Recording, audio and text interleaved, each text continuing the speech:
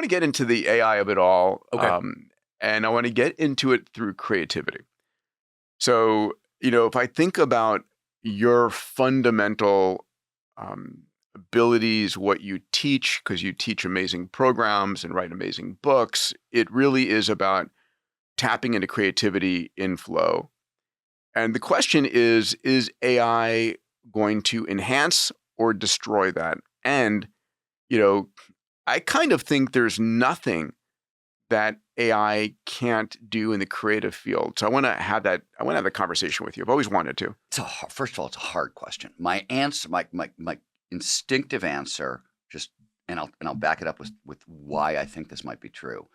My experience with AI has been one, I think most people, especially creatives, right? You see this a lot with whether we're talking about creative entrepreneurs or creative artists. They were told things about AI. It's going to make you more productive. It's going to save you time. It's going to do a bunch of these things. And then they start playing with AI, even like a large language model, and it doesn't do those things. And they get disappointed and they walk away. Yet. But my point is what it does do is it doesn't help you do the task more quickly. It levels you up so you can do the task at a level you can't normally do. So what I see happening is AI seems to be additive on top of creativity. And what has always been the case, and this is definitely true with large language models. So let's talk about what large language models and writing for a second. Sure. So one of the things that's very difficult with large language models, because they're probabilistic. So they're going to the most common, the most average. The standard is great writing is like 90% of the sentence is exactly what you'd expect. And it's sort of what ChatGPT would come up with. But the last word in the sentence is going to be something totally unusual, really outside of the probability field. And that's the one that's going to land the meaning and the content and elevate it. You mean when a human writes it? When a human writes it. Yeah. Like that's usually how great writing is like most everything fits your expected pattern and then something breaks the pattern. And that's where when you break that pattern, the brain notices, right? So it catches your attention, and that's where meaning comes from. Large language models are not designed to do that. You can loosen the parameters. People don't do this, but it's really fun. You can go inside like ChatGPT or any of the large language models and tune their accuracy, their predictions. So you can get them to be more fanciful or more creative if you want. But what it doesn't tend to do is give you the target accuracy of a human with that kind of stuff.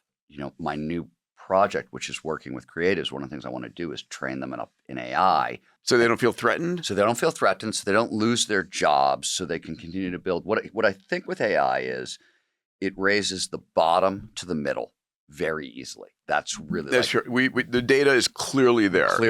Right. It definitely is leveling the playing field and taking your lowest quarter percentage operating employees or whatever and bringing them up to standard. So what I think is also happening, but it's a lot harder to measure, or I haven't seen anybody try to measure it, is in the same way the bottom is being lifted to the middle, the top is being lifted far higher and far, far higher. I haven't seen that data. Oh, no, I haven't seen that data either. I don't think anybody's looking at it, but I guarantee you that's what's happening because I'll just give you, you're telling me your thinking is not better now in conjunction with ChatGPT than it was 3 years ago, just working with Google? It's just faster.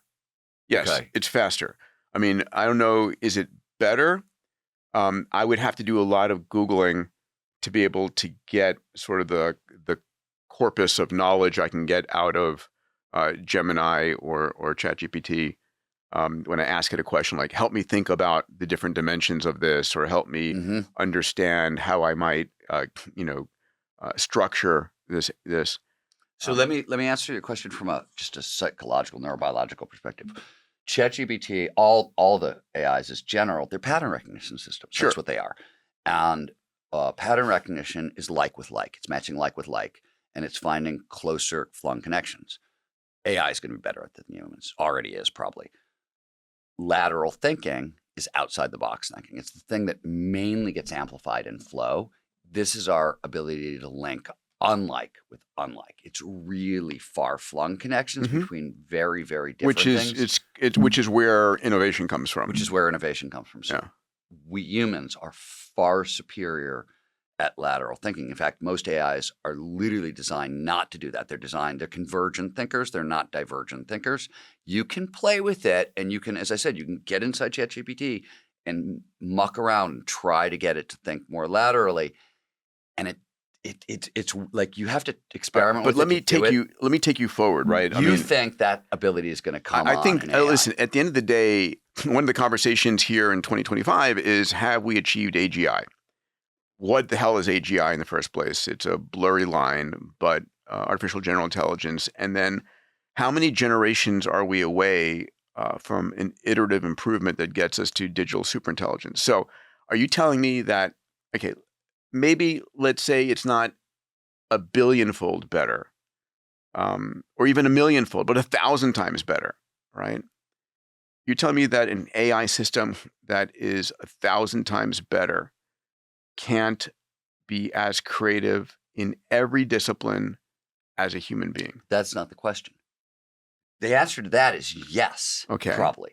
The question is that AI going to be more creative without a human in the chain or with a human in the chain? If you put the AI that's 1,000 times smarter than me versus me working with an AI. Let me tell you the data that just came out. So this is a few months old now.